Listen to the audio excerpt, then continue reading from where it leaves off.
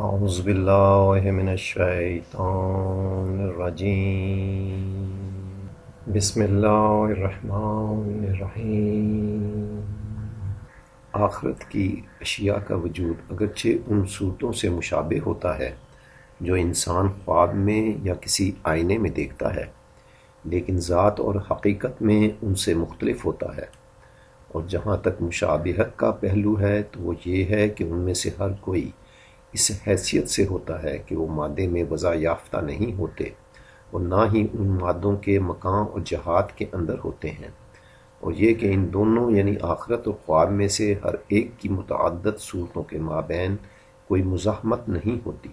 اور ان دونوں کی کوئی بھی شے اس عالم کی کسی بھی شے کے لیے اس کے مکان یا زمان میں مزاحم نہیں ہوتی۔ بس سونے والا کبھی کبھار عظیم افلاک، وسیع صحرا اور دور دراز بیاباں دیکھتا ہے۔ بس اسی طرح موت کے بعد اور قبر میں انسان جو دیکھتا ہے اس میں اور انسان کے مابین بھی کوئی مزاحمت اور تنگی نہیں ہوتی۔ بس مرنے والا اپنی قبر میں وہ دیکھتا ہے جس کی اس قبر میں وسعت ہی نہ ہوتی اگر وہ اس عالم کے اجرام میں سے ہوتا۔ اور جہاں تک آخرت کی صورتوں اور خواب کی صورتوں میں اختلاف کا پہلو ہے تو وہ یہ ہے کہ آخرت کی نشاط اور اس میں واقع صورتیں جوہر میں قوی، وجود میں شدید اور لذت و تکلیف کی تاثیر میں عظیم ہوتی ہیں، اور یہ زیادہ قوی، زیادہ شدید اور زیادہ مؤکد ہوتی ہیں۔ اس عالم کی موجودات سے زیادہ قوی ہیں تو خواب کی اور آئینے کی صورتوں سے کیسے نہ ہوں گی؟ اور آخرت کی نشاط اور دنیا میں نسبت بیداری اور نیند کی نشاط میں نسبت کی طرح ہے، جیسے جناب علیہ السلام کا قول ہے، انسان سو رہے ہیں اور جب وفات پائیں گے تو بیدار ہو جائیں گے۔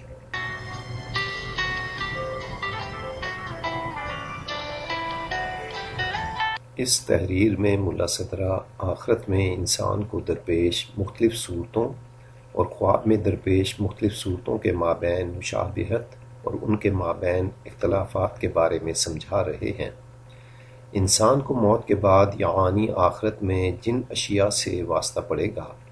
ان کی مشابہت خواب کی صورتوں سے اس وجہ سے ہے کہ وہ دونوں مادے سے مجرد ہیں، یعنی مادہ ان دونوں اقسام کی صورتوں میں شرط نہیں ہوتا۔ خواب میں دیکھی جانے والی صورتیں بنیادی طور پر خیالی ہوتی ہیں، اس لیے ان کی تشکیل میں مادے کی ضرورت ہی نہیں ہوتی، بلکہ انسان کی خیالی قوت بغیر مادے کے خود ان کا ادراک کرتی ہے۔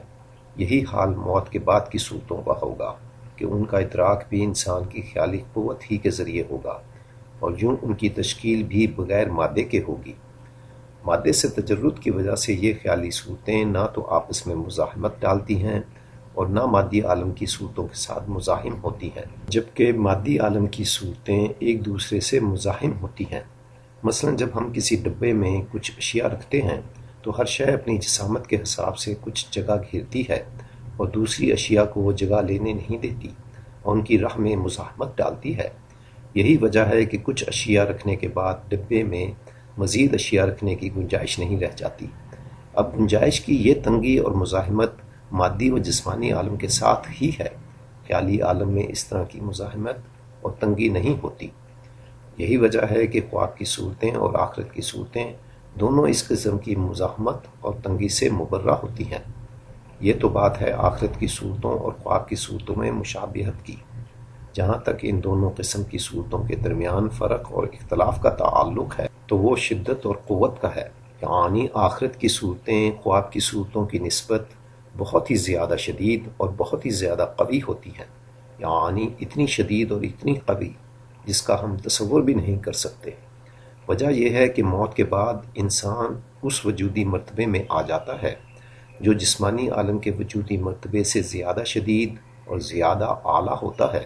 وجودی مراتب کے مابین شدت کے فرق کو سامنے کی شکل سے بھی سمجھا جا سکتا ہے، جس میں یہ دکھایا گیا ہے کہ اللہ کا شدید اور اعلیٰ ترین وجود ادنا وجودی مراتب کی طرف نزول کر کے کس طرح انہیں یکے بعد دیگرے تخلیق کرتا چلا جاتا ہے، اور بالآخر اس جسمانی عالم کی تخلیق سر انجام پاتی ہے جہاں انسان پیدا ہوتا ہے اور اپنی جسمانی زندگی گزارتا ہے۔ موت کے بعد انسان کا نفس انہی نزولی مراتب کی بالعکس ترتیب پر واپس خدا کی طرف ایک صعودی سفر شروع کرتا ہے، یعنی موت کے فوراً بعد اس کا وجودی درجہ اس عالم نفوس کے برابر ہو جاتا ہے جس کے توسط سے جسمانی عالم کو وجود ملتا ہے۔ اس عالم نفوس کے ملائکہ جو مثالی اشباح کہلاتے ہیں، جسمانی جزئی اشیاء کے مقابلے میں ایک کلی حیثیت رکھتے ہیں، کیونکہ ان ملائکہ میں سے ہر ایک اپنے تحت بہت سی جزئی اشیاء کو اللہ کے اذن سے وجود عطا کر رہا ہوتا ہے۔ مثلا کسی گھوڑے کو وجود دینے والا فرشتہ اپنے تحت تمام گھوڑوں کو وجود عطا کر رہا ہوتا ہے، اس لیے اس فرشتے کے اپنے وجود کی شدت ہر جزئی گھوڑے کی نسبت بہت ہی زیادہ ہوتی ہے۔ موت کے بعد کا نفس وہی نفس ہوتا ہے جو پوری جسمانی زندگی کے دوران پل پل کر وجودی طور پر شدید ہو چکا ہوتا ہے، لیکن حسی اور طبیعی حجابات کی وجہ سے انسان اس میں آنے والی شدت سے ناواقف رہتا ہے۔ لیکن جب موت کی وجہ سے اس پر حسی ادراک اور دیگر جسمانی حجابات اٹھ جاتے ہیں تو یہ نفس اور اس کی صورتیں اپنی اصل شدت کے ساتھ وجود کے ایک نئے درجے میں متحقق ہو جاتی ہیں۔ وجودی مرتبے کی شدت کے علاوہ آخرت کی صورتوں کی شدت اس وجہ سے بھی زیادہ ہوتی ہے کیونکہ آخرت میں صورتیں انسان کی خود اپنی ذات میں بنتی ہیں، جن کا ادراک وہ اپنی خیالی قوت کے ذریعے براہ راست کرتا ہے۔ اس کے مقابلے میں جسمانی عالم میں حسی ادراک بہت سے واسطوں اور حسی اعضاء کا مرہون منت ہوتا ہے،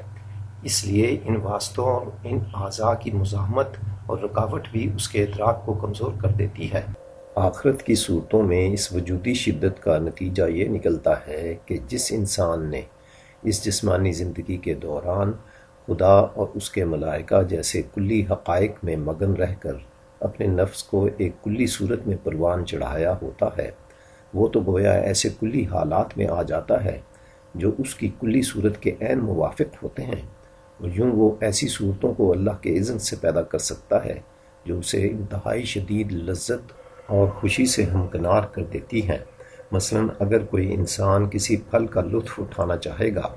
تو وہ اس پھل کی کامل و کلی صورت کو اپنے نفس میں اللہ کے اذن سے پیدا کر سکے گا اور یوں اس کامل پھل کی کامل لذت سے لطف اندوز ہو سکے گا۔ اور پھل تو محض ایک شے ہے، آخرت میں ایسے انسان اپنی ذات میں کتنی ہی بڑی مملکت کو پیدا کر سکیں گے، یعنی وسیع و عریض باغات اور محل وغیرہ، کیونکہ آخرت کی صورتوں میں کوئی مزاحمت تو ہوگی ہی نہیں، اور یہ باغات اور محل یہاں کے باغات اور محلوں سے کہیں زیادہ حقیقی بھی ہوں گے، اور ان میں مادی اشیاء کی طرح کسی شے کے زوال کا اندیشہ بھی نہیں ہوگا۔ اس کے مقابلے میں وہ انسان جس نے اس زندگی میں حیوانی خواہشات اور شیطانی مکر و فریب کو پروان چڑھا کر